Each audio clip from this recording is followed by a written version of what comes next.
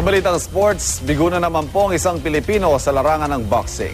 Natalo si Ray Bumbum Bautista na Mexicanong si Jose Ramirez sa featherweight division ng WBO. Narito ang report.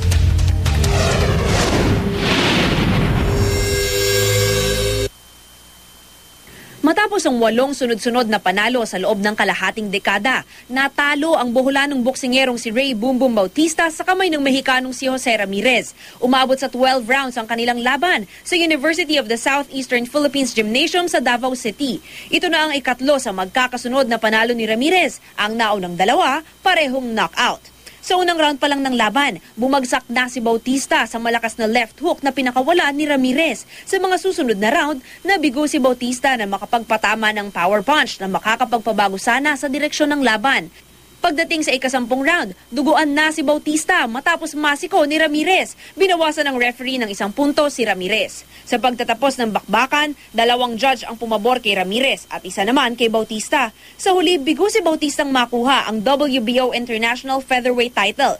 Dahil sa pagkatalo ni Bautista, naniniwala ang ilang boxing analyst na oras na para isabit na niya ang kanyang boxing gloves. I think hindi na wala na doon yung abilities ni Bumbum Bautista, no. I think the skills are not there anymore, and I think mukhang kailangan na niyang mag-retire after that performance. Mabagal siya, no, at yung yung depensa niya is very weak. Although I admire his stamina and his fighting spirit, but in boxing, skill in offense and in defense is very important.